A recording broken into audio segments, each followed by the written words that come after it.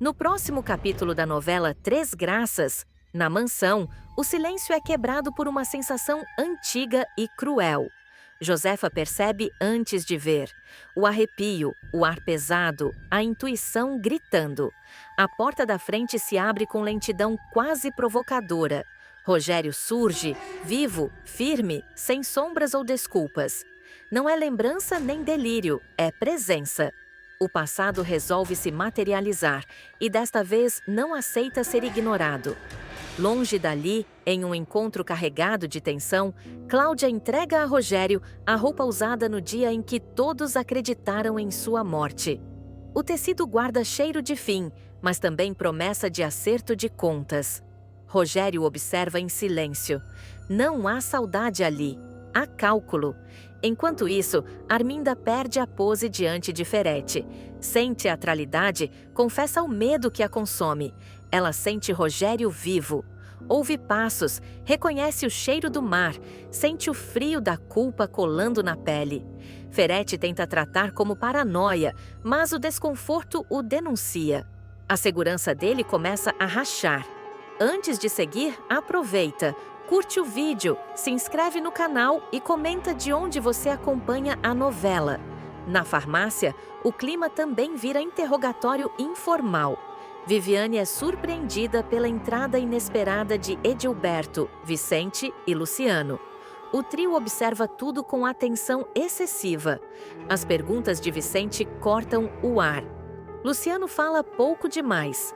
Edilberto analisa cada reação como quem monta um quebra-cabeça perigoso. Viviane tenta manter a compostura, mas o nervosismo entrega que algo está fora do lugar. Num gesto que pode custar caro, ela resolve arriscar. Passa a chave da farmácia para Vicente. Em contraste, Joeli encontra abrigo em Jorginho. Ele não força respostas, não oferece soluções fáceis. Apenas permanece. O silêncio compartilhado vira apoio e um vínculo começa a se formar onde antes só existia desconfiança. O jogo virou. O passado saiu das sombras. E agora cada decisão tem preço, com juros. Viviane destrói jantar na casa de Ferete, assume que é trans e faz o vilão perder o fôlego. O que deveria ser apenas um jantar formal se transformará em um verdadeiro campo de batalha emocional, político e moral, dentro da mansão de Ferete. Leonardo decidirá dar um passo definitivo em sua vida pessoal e apresentará Viviane como sua namorada oficial à família. O gesto, carregado de coragem e desafio, deixará claro que o herdeiro não pretende mais viver à sombra das exigências cruéis do pai. Desde o início, o clima será de tensão. Viviane chegará à mansão consciente de que não será bem-vinda. O olhar de Zenilda será de julgamento silencioso, enquanto os empregados trocarão cochichos discretos pelos corredores. Ferete, por sua vez, fará questão de ocupar a cabeceira da mesa como quem comanda um tribunal. O jantar não será um convite, será um interrogatório disfarçado de elegância. Antes mesmo do primeiro prato, Ferete começará a disparar comentários venenosos. Fará questão de exaltar o bom nome da família. Falará sobre herdeiros, legado, sangue e continuidade. Viviane perceberá rapidamente que não está ali como convidada, mas como alvo. Leonardo tentará intervir, mudando de assunto, mas o vilão insistirá, provocando, testando limites, como um predador farejando fraqueza. Enquanto isso, flashes do passado de Viviane surgirão. A trajetória difícil na favela, a luta diária para se firmar como farmacêutica, os olhares tortos, os insultos, a sobrevivência. Tudo isso passará pela mente da jovem enquanto ela respira fundo, mantendo a postura. Não haverá submissão, não desta vez. A situação ficará ainda mais delicada quando Ferete tocar diretamente no tema da maternidade. Sem qualquer pudor, ele perguntará quando pretende virar avó, quantos filhos Leonardo deseja ter e se Viviane está preparada para cumprir esse papel. O silêncio à mesa será ensurdecedor. Leonardo ficará vermelho de raiva. Zenilda tentará fingir normalidade, mas o constrangimento será absoluto. É nesse momento que Viviane decidirá virar o jogo. Sem levantar a voz, sem pedir licença, ela colocará os talheres sobre o prato, erguerá o olhar e assumirá o controle da situação. Dirá que não aceitará ser reduzida a um útero ou a uma função social. E, em seguida, soltará a verdade que Ferretti jamais esperava ouvir. Ela é uma mulher trans. A revelação cairá como uma bomba. Por alguns segundos, ninguém reagirá. O tempo parecerá congelar. Ferretti ficará pálido, começará a suar, tentará se levantar, mas sentirá o ar faltar. A respiração ficará descompassada, as mãos tremerão e ele acabará desmaiando diante de todos, causando um verdadeiro caos na mansão. Os empregados correrão. Zenilda gritará por socorro. Leonardo se desesperará, dividido entre o pai caído no chão e a mulher que ama, firme, de pé, sem arrependimento algum. Viviane não recuará, não pedirá desculpas. Sua verdade foi dita e não poderá mais ser apagada. Nos dias seguintes, o impacto do jantar continuará reverberando. Ferretti acordará no hospital tomado por ódio e humilhação. Para ele, a revelação será uma afronta pública, um ataque direto à sua ideia do que é poder, família e controle. O vilão jurará vingança, prometendo separar Leonardo de Viviane a qualquer custo. Leonardo, por outro lado, passará por uma transformação definitiva. Incentivado por Lorena e fortalecido pelo amor que sente, ele decidirá enfrentar o pai como nunca antes. Assumirá Viviane publicamente, romperá acordos silenciosos e deixará claro que não aceitará mais viver sob chantagens emocionais.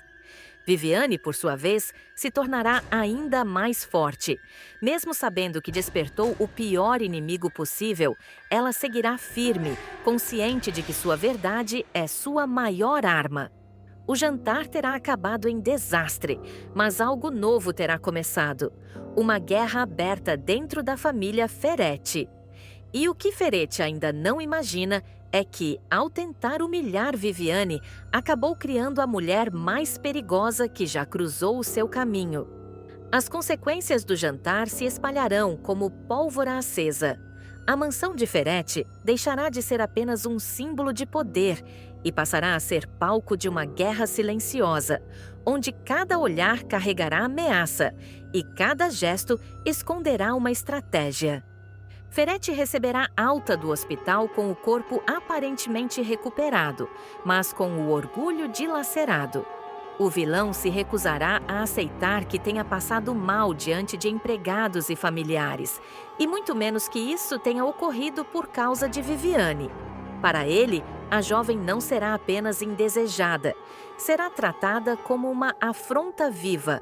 Em conversas reservadas com Zenilda, deixará claro que Leonardo precisa corrigir o erro antes que o escândalo se espalhe pela cidade. Leonardo, no entanto, não recuará. O rapaz romperá definitivamente com o silêncio confortável que sempre manteve dentro daquela casa. Em um embate direto com o pai, ele afirmará que não pedirá desculpas, não esconderá Viviane e não aceitará mais ser manipulado. O choque entre os dois será tão intenso que Ferretti ameaçará cortar privilégios, bloquear contas e até deserdar o próprio filho. Viviane sentirá o peso das retaliações quase imediatamente. Comentários maldosos surgirão na farmácia, clientes desaparecerão, fornecedores começarão a recuar misteriosamente. Mesmo sem provas, ficará claro que Ferretti está usando sua influência para pressioná-la. Ainda assim, a farmacêutica não se curvará. Ao contrário, enfrentará cada obstáculo com a mesma firmeza que demonstrou no jantar, recusando-se a voltar para a invisibilidade. Lorena se tornará um apoio fundamental nesse momento. Será ela quem alertará Leonardo de que o pai não costuma perder guerras, apenas muda as regras do jogo. E, de fato, Ferretti começará a agir de forma mais sutil.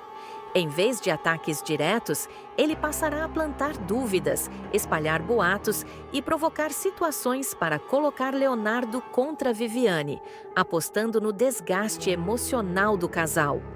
O relacionamento será colocado à prova. Leonardo se verá dividido entre o amor que escolheu viver e o império que sempre lhe foi imposto. Viviane, por sua vez, deixará claro que não aceitará ser escondida nem suavizada para caber no mundo de Ferete. Ela exigirá verdade, postura e coragem, ou não haverá futuro possível. Enquanto isso, a alta sociedade começará a comentar o episódio do jantar. O desmaio de Ferete, antes abafado, virará sussurro em eventos e reuniões. Pela primeira vez, o vilão perceberá que perdeu o controle da narrativa, e isso o enfurecerá ainda mais. O embate entre Ferete e Viviane deixará de ser apenas pessoal e ganhará contornos públicos, sociais e políticos. De um lado, um homem acostumado a mandar e silenciar. Do outro, uma mulher que não aceita mais ser apagada. No meio disso tudo, Leonardo terá que decidir quem ele realmente é. E de que lado pretende ficar quando a guerra deixar de ser velada e se tornar irreversível? Nada mais será como antes.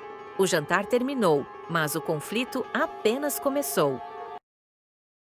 A prisão injusta de José Maria, médico respeitado e querido na comunidade, cai como uma bomba. Conhecido por atender os moradores com dedicação, muitas vezes abrindo mão do próprio descanso para não deixar ninguém sem assistência, ele se torna o alvo perfeito quando começa a fazer perguntas demais. O que era apenas uma inquietação profissional vira uma descoberta capaz de implodir toda a fachada da fundação. Tudo começa de forma silenciosa. José Maria percebe que pacientes em estado grave, como Lígia, não apresentam nenhuma melhora, mesmo usando medicamentos considerados de alto custo, tratados pela Fundação como verdadeiros milagres da medicina. O médico revisa prontuários, compara exames, conversa com enfermeiros e chega sempre à mesma conclusão: algo não fecha. Os sintomas persistem, os quadros se agravam e a resposta clínica simplesmente não aparece. Incomodado, ele decide ir além. Sem avisar ninguém da fundação, separa algumas amostras dos medicamentos e envia para análise em um laboratório independente. A espera pelo resultado é angustiante, marcada por noites mal dormidas e pela sensação crescente de que está prestes a tocar numa ferida perigosa. Quando o laudo finalmente chega, o choque é imediato. Os remédios não contêm os princípios ativos prometidos. São, na prática, placebos caros, parte de um esquema de falsificação cruel que lucra em cima da dor alheia. Abalado, José Maria desabafa com a mãe, Xênica, tentando organizar os pensamentos e decidir o próximo passo. Ele fala em denunciar, em procurar autoridades, em proteger os pacientes antes que seja tarde demais. O que ele não imagina é que Macedo, sempre atento e fiel aos interesses de Ferete, escuta parte da conversa. Em silêncio, o capanga entende a gravidade da situação e age rápido. A informação chega a Ferete como um alerta vermelho. O vilão percebe que, pela primeira vez, alguém dentro da própria engrenagem da fundação tem provas concretas do esquema. Em vez de recorrer à violência direta, ele escolhe um caminho mais limpo aos olhos da lei. Arma uma cilada meticulosamente planejada. Documentos aparecem, acusações são fabricadas e, de repente, José Maria passa de médico exemplar a suspeito envolvido em irregularidades. A prisão acontece de forma humilhante diante de colegas e moradores da chacrinha. A imagem do médico sendo levado algemado se espalha rapidamente, gerando indignação e incredulidade. Muitos se recusam a acreditar que ele seja culpado de qualquer crime. Para a comunidade, fica claro que algo está muito errado. A revolta cresce quando a notícia chega a Viviane, que corre para avisar Leonardo. Os dois percebem que a detenção não é um caso isolado, mas parte de algo muito maior. Conversas surgem nas esquinas, no posto de saúde, nas portas das casas. Histórias de tratamentos que não funcionaram, de parentes que pioraram sem explicação, de promessas vazias feitas pela fundação começam a vir à tona. O golpe mais doloroso, porém, atinge Shenika. Ao visitar o filho na prisão e ouvir dele, com calma e firmeza, tudo o que descobriu, ela tem a certeza de que Ferretti está por trás de tudo. A mulher, que sempre confiou nas ações da fundação, passa a se sentir traída e usada. Sua dor se mistura à raiva, transformando-se em determinação. A situação se agrava ainda mais durante a audiência. A defesa de José Maria entra com pedido de habeas corpus, sustentando a falta de provas concretas e o histórico irrepreensível do médico. Mesmo assim, o pedido é negado. A decisão revolta a comunidade, que vê no encarceramento uma tentativa clara de silenciamento. Do lado de fora, a injustiça vira combustível. Moradores da chacrinha começam a se organizar, trocando informações, reunindo relatos e buscando apoio. Pessoas que antes tinham medo de falar, agora encontram coragem umas nas outras. O sentimento coletivo é claro. Não se trata apenas de libertar José Maria, mas de expor um esquema que colocou vidas em risco. Enquanto isso, Ferretti tenta manter a aparência de controle, mas percebe que algo mudou. A prisão, que deveria encerrar o problema, acaba funcionando como estopim de um movimento maior. A fundação, antes vista como salvadora, passa a ser observada com desconfiança. E nos bastidores, cresce a sensação de que o império de mentiras do vilão começa a apresentar rachaduras perigosas. A tensão atinge outro patamar quando a prisão de José Maria deixa de ser apenas um escândalo local e passa a chamar a atenção de fora da chacrinha. A repercussão cresce rápido demais para ser controlada. Pequenos protestos espontâneos começam a surgir diante do posto de saúde, com cartazes improvisados, gritos de revolta e relatos emocionados de moradores que afirmam ter perdido familiares após tratamentos que nunca surtiram efeito. A comunidade, antes acostumada a engolir injustiças em silêncio, encontra no caso do médico um ponto de virada. A sensação é de traição coletiva. Aquilo que era vendido como caridade e cuidado, agora passa a ser visto como exploração fria e calculada. Cada história compartilhada fortalece a certeza de que José Maria está pagando o preço por ter chegado perto demais da verdade. Dentro da prisão, o médico se mantém firme, mesmo abalado. Ele se recusa a assinar qualquer confissão ou acordo. Em conversas reservadas com o advogado, deixa claro que não vai recuar. José Maria afirma que, se for preciso, ficará preso, mas não deixará que o esquema continue matando pessoas lentamente. A postura dele se espalha como exemplo e vira símbolo de resistência. Shenika, por sua vez, surpreende. A mulher, antes discreta, passa a agir com coragem inesperada. Ela começa a procurar antigos funcionários da fundação, enfermeiros demitidos, fornecedores suspeitos. Aos poucos, reúne peças soltas de um quebra-cabeça que aponta sempre para o mesmo centro: Ferretti e sua rede de proteção. Cada nova informação reforça que a prisão do filho foi apenas uma tentativa desesperada de conter um vazamento que já se espalhava.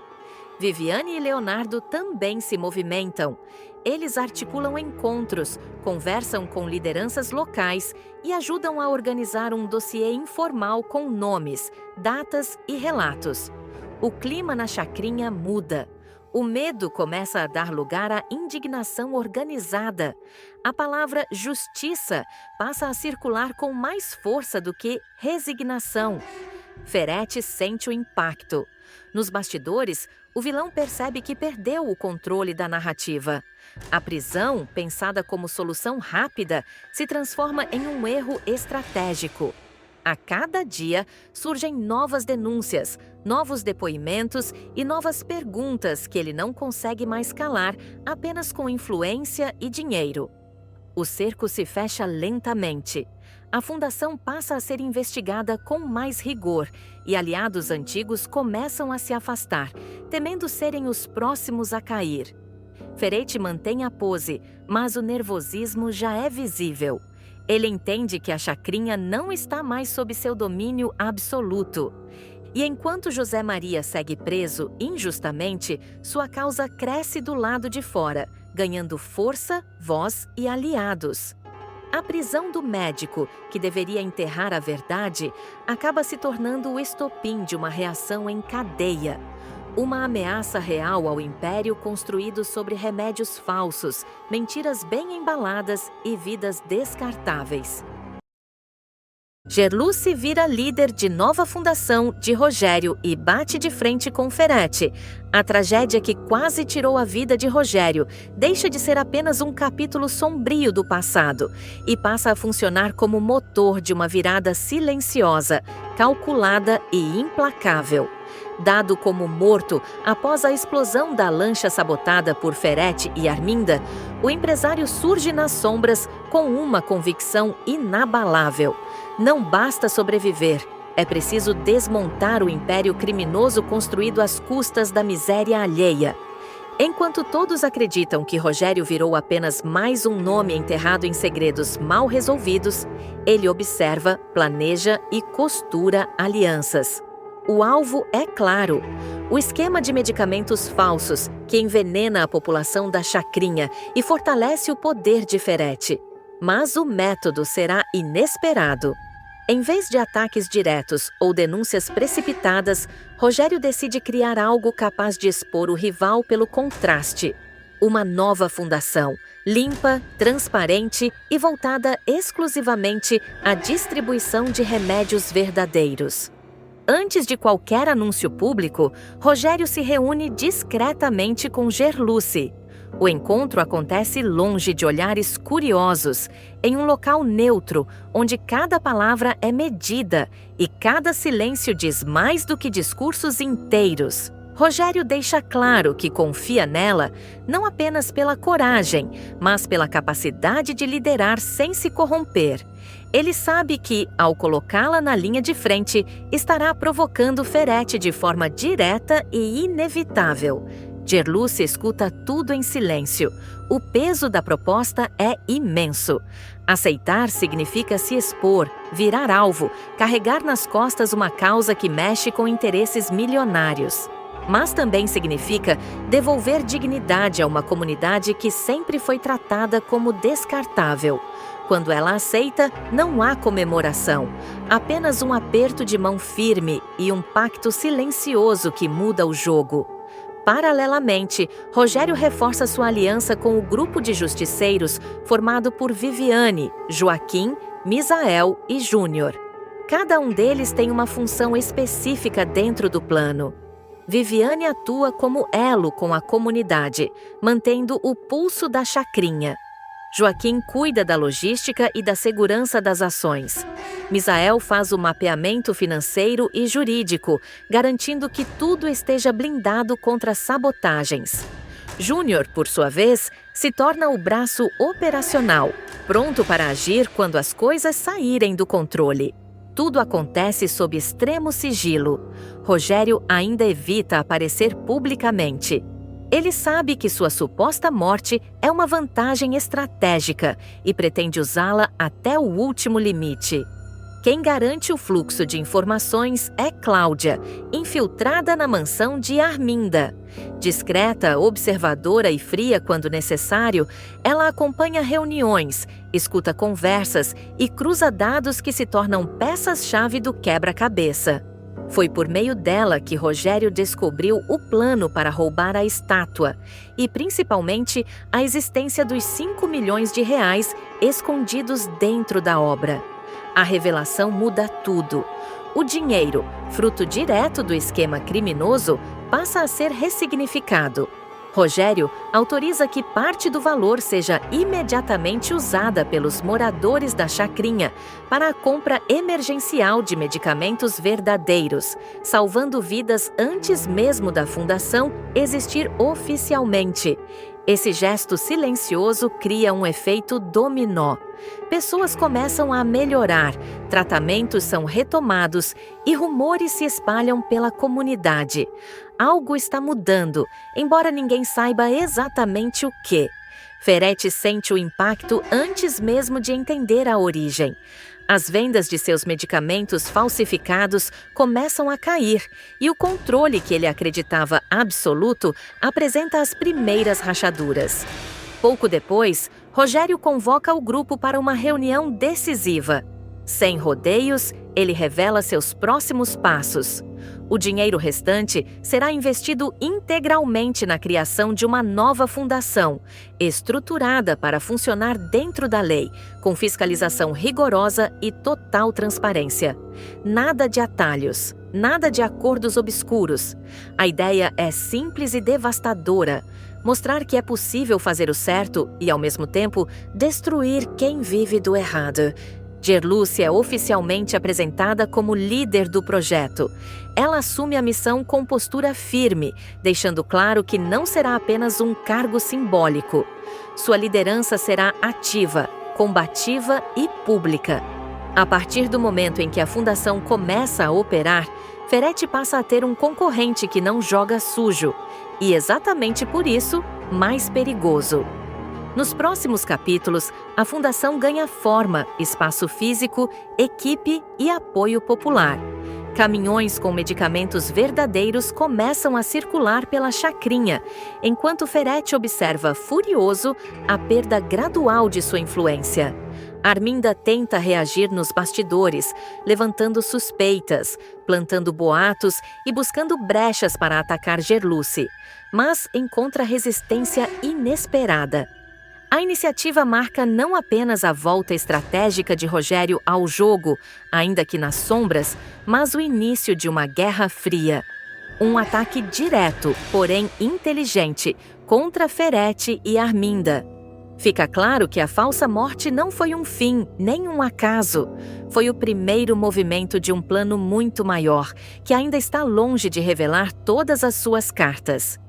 3 graças. Gerluce vira líder de nova fundação.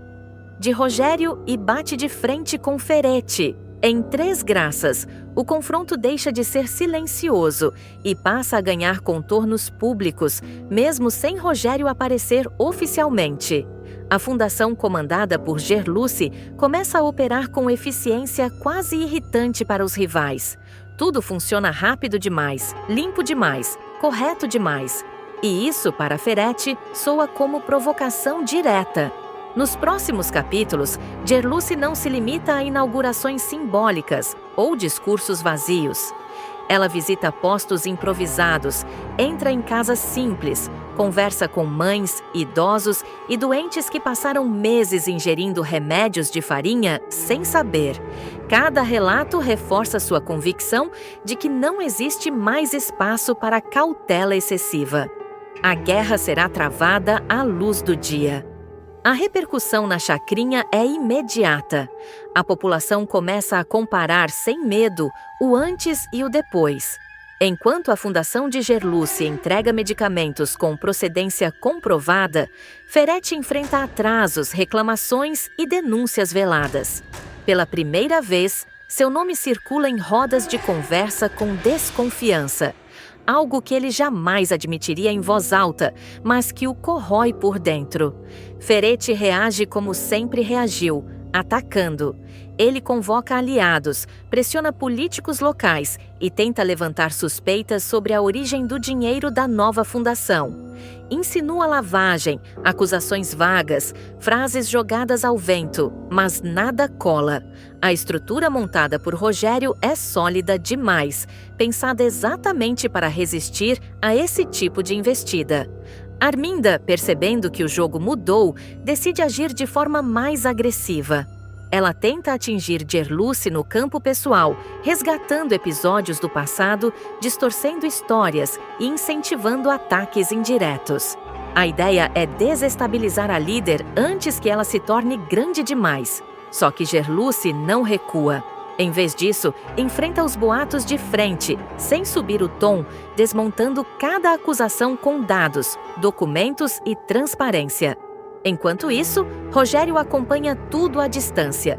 Ele observa a fúria de Ferretti crescer à medida que o império dos remédios falsos começa a ruir. Cada caminhão apreendido, cada lote rejeitado, cada denúncia anônima é mais uma peça do dominó caindo. Rogério sabe que o rival ainda tem cartas escondidas, mas também entende que o tempo agora joga a seu favor. Viviane percebe que a comunidade começa a enxergar Gerluce não apenas como líder, mas como símbolo. Joaquim alerta que isso aumenta o risco. Misael confirma. Quanto maior a visibilidade, maior a chance de um ataque direto. Júnior se coloca à disposição para proteger a fundação, custe o que custar. O clima entre eles é de tensão constante, como se algo estivesse prestes a explodir novamente. E explode, não em forma de bomba, mas de revelação. Um dossiê começa a circular, apontando conexões antigas entre Ferretti e laboratórios clandestinos. Nada ainda é oficial, mas o estrago está feito. Ferretti percebe que alguém está vazando informações de dentro do próprio sistema. A paranoia toma conta. Ele desconfia de todos. Funcionários são afastados, aliados se afastam e Arminda sente que o cerco está se fechando. Gerluce, por sua vez, recebe um aviso claro. Agora ela não é apenas uma concorrente, é uma ameaça real.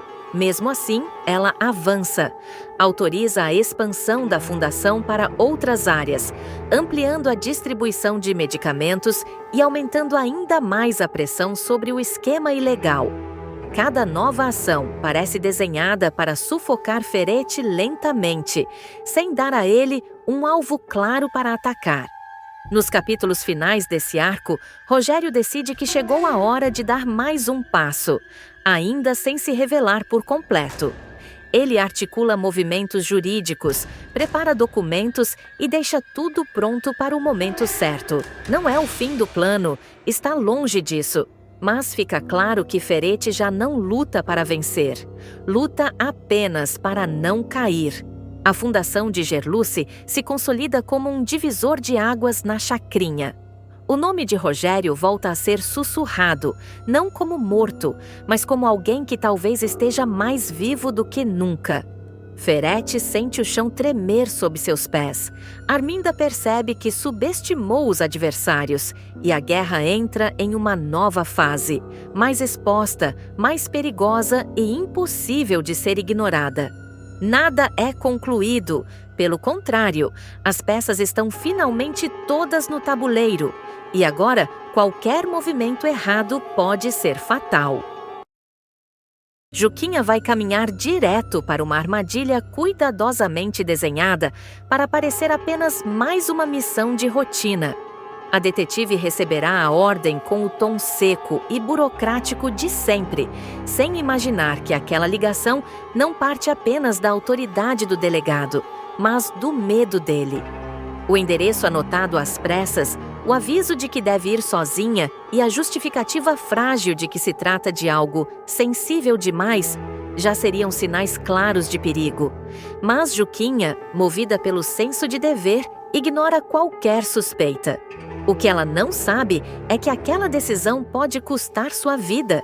Enquanto isso, no escritório de Ferretti, o ar parece mais pesado do que nunca. A luz fraca mal ilumina o rosto do empresário, que anda de um lado para o outro como um predador preso.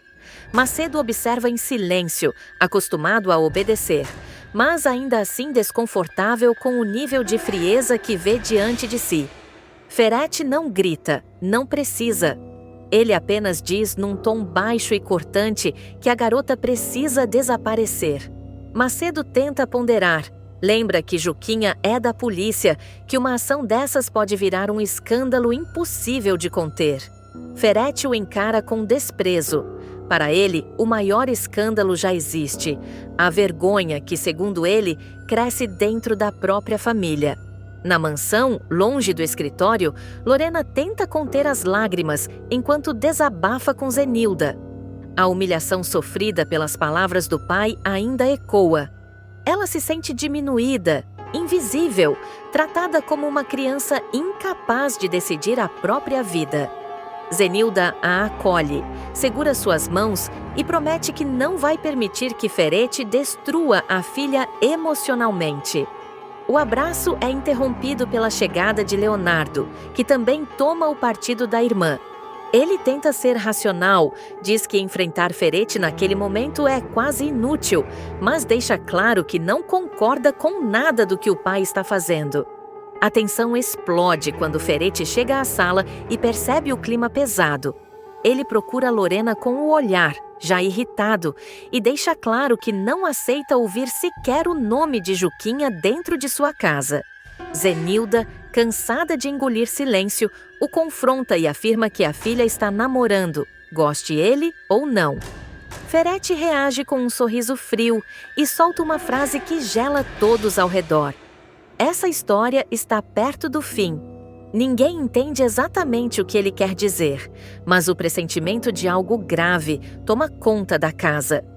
Pouco depois, Zenilda percebe que algo mudou. Ferete passa a disfarçar melhor, finge tranquilidade e afirma ter apenas um pressentimento ruim, como se fosse superstição.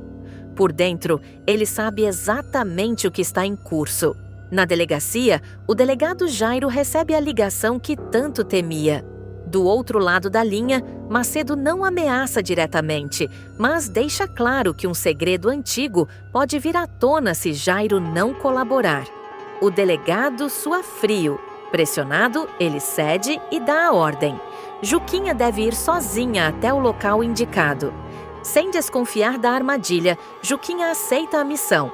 Ela se prepara, pega o carro e segue para o endereço indicado, acreditando estar apenas cumprindo seu trabalho. Cada quilômetro percorrido a aproxima de um destino que foi cuidadosamente calculado. Ao mesmo tempo, na mansão, Lorena escuta escondida uma conversa entre Ferete e Macedo. O pouco que ela ouve é suficiente para entender o pior. Juquinha foi enviada para um local combinado, longe de qualquer apoio. O desespero toma conta. Sem pensar duas vezes, Lorena toma uma decisão impulsiva e corajosa. Ela se esconde no carro do pai, decidida a fazer o que ninguém mais fará. No galpão abandonado, o silêncio é perturbador.